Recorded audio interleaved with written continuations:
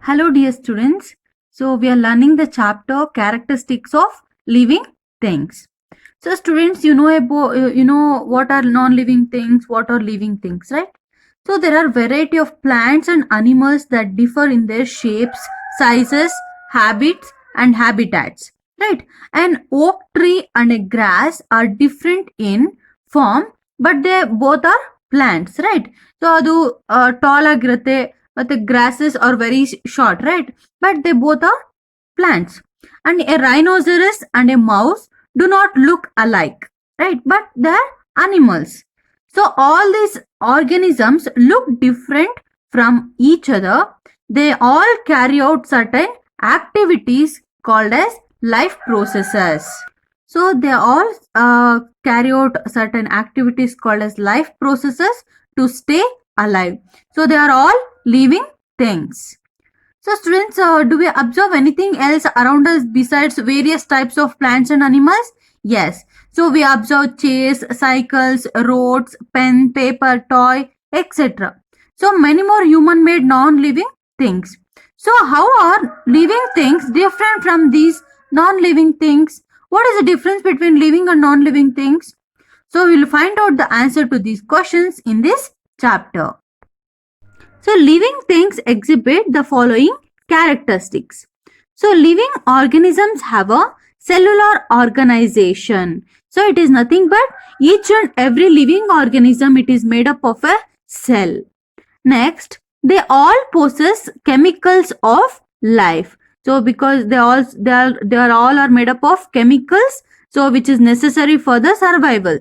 Next, they all are engaged in various life processes such as nutrition, respiration, excretion, and reproduction. And next one is, so the special thing is they show movement. So animals will show movement, right?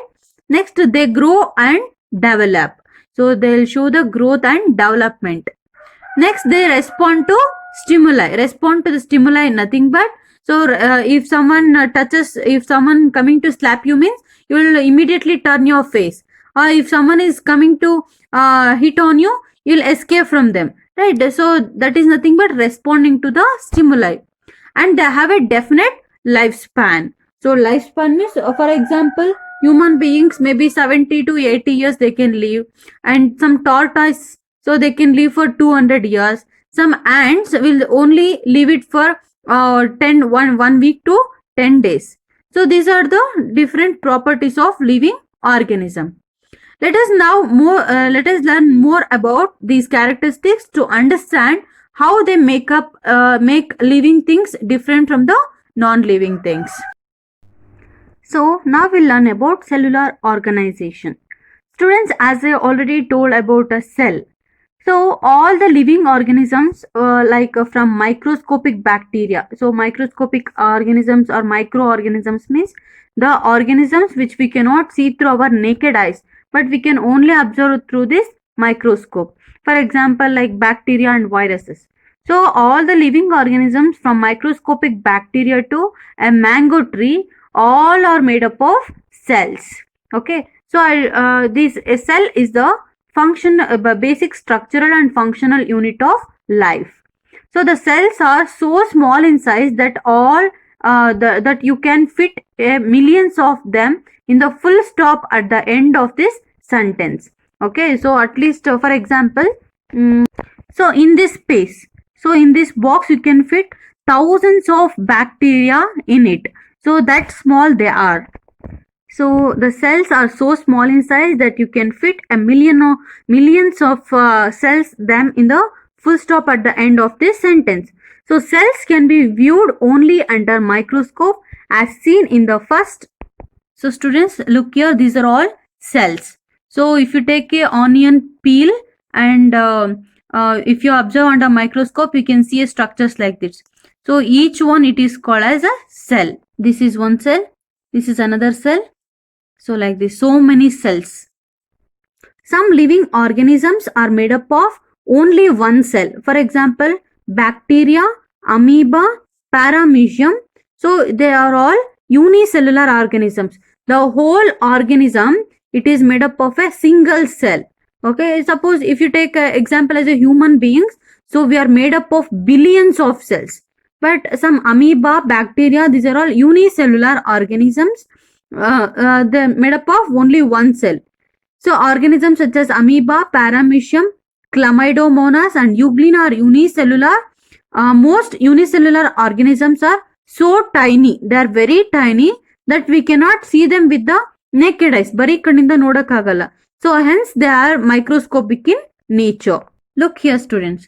So this is amoeba. So you cannot, and this is paramecium.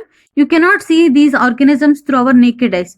So if you take a drop of uncleaned water, so like that, or anything, so you can see structures like this is amoeba and this is paramecium. So organisms made up of more than one cell, they are called as multicellular organisms. So for example, human beings, mango tree, ant, so banana, so whatever the different plants that we can see through our naked eyes, it is all multicellular organisms. For example, ants, houseflies, lizards, cats, dogs, plants, and human beings are the examples of multicellular organisms, as they are made up of millions of cells. So here is one activity, so that to observe the plant cells. So here the requirements are things required are onion, glass slide, cover slip, tweezer microscope, saffron stain, glycerin, water, and a 3 droppers. So slice an onion, take one small piece of it, using a tweezer peel off the inner skin of the onion. So inner skin now itara peel off ಮಾಡಿ you have to take. So place it in the center of the clean glass slide. Make sure that peel is not folded. Okay, it should not be folded. It should be neatly spread on the glass slide. And add a drop of water to the peel. Next, add a drop of saffron stain, which gives the color to the slide. So and add a drop of glycerin to the peel. So place a cover slip on the peel. So this has to be done slowly, so there not be any air bubble formation. And clean the slide for any extra stain or glycerin using a filter paper. So observe the slide under the microscope. So what you will observe, you will see a structures like this. So it looks like this. So this is about cell. Next, come to the topic nutrition. So nutrition means, so all the living organisms need food, right, for the survival. So green plants, you know about autotrophic plant and heterotrophic plants, right? You have studied in the first class. Autotrophic plants means the green plants which prepare their own food by using sunlight. So it is called as photosynthesis, and this mode of nutrition is called as autotrophic mode of nutrition, right? So you can list out the raw materials needed by the plants to prepare their own food. Which are those? Carbon dioxide, it is needed, water, sunlight, and the chlorophyll. So on the other hand, so this is about plants, they will prepare their own food by using sunlight. So on the other hand, animals cannot prepare their own food because they do not have a chlorophyll, so to fix the sunlight, hence they cannot prepare their own food. So they are dependent on the plants and other animals for their food. So plants and animals use their energy obtained from the food to carry out the number of activities. Okay, so to carry out number of activities, they need a food, and they need energy. So such as growth, maintenance, repair of the injured body parts. For example, a mango seed requires a lot of energy to grow into a large mango tree, right? Even you also require energy to grow up, and this energy is provided by the nutrition. So nutrition means the process of intake of food. It is called as nutrition. Next is respiration. Respiration, it is also another kind of life process. Respiration is a key feature of all the living organisms. So it takes place in 2 stages. One is external respiration and internal respiration. So external respiration means breathing, ನಾವು breathe ಮಾಡ್ತೀವಲ್ಲ, ಉಸಿರಾಡ್ತೀವಲ್ವಾ ಅದು. Internal breathing nothing but energy formation in the cell. So here the exchange of gases between the environment and the body, it is called as external respiration. So at this stage oxygen is taken and carbon dioxide is removed. So this is generally referred as a breathing. ಇದನ್ನ breathing ಅಂತ ಕರಿತೀವಿ. So then what is meant by internal respiration? Internal respiration ಅಂದ್ರೆ ಏನು? So students, as I already told, a cell, right? It is a basic functional unit of a life or a living organism. As internal respiration nothing but cellular respiration. So consider this is a cell, single cell. It is the black dot indicates the nucleus. So around the nucleus there is a presence of different cell organelles like Golgi apparatus, chlorophyll, mitochondria, ribosomes, so endoplasmic reticulum, centrioles, etc. are present.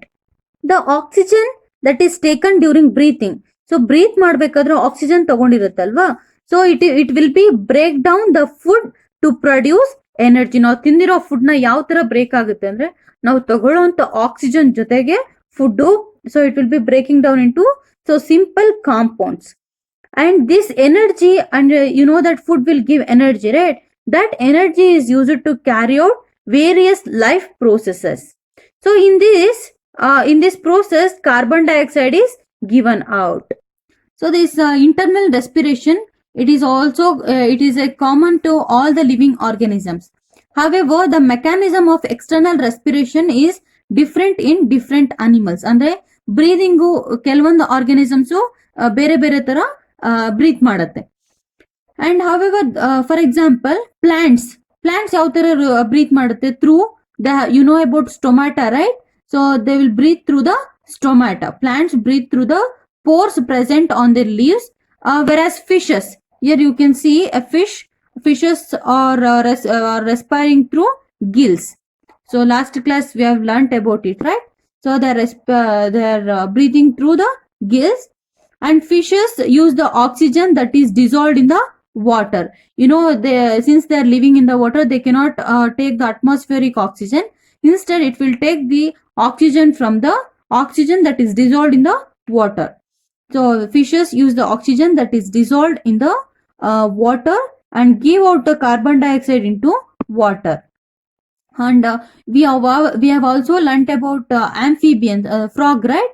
So amphibians like frogs and salamander use their lungs and a moist skin to breathe.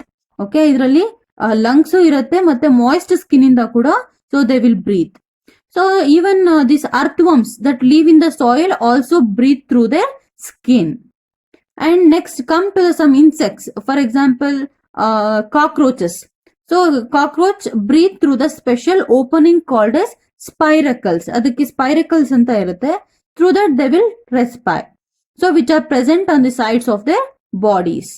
And animals such as crocodiles, alligators, cows, dogs, humans, cats, so we all will breathe through these lungs. ನಾವು lungs ಇಂದ ಉಸಿರಾಡ್ತೀವಿ. So and not only nutrition and respiration, there are some other life process like excretion, reproduction, nervous connection. So these are all the normal activities that is taking place in the in the living organisms. So this is about today's topic. I hope you have understood. Thank you.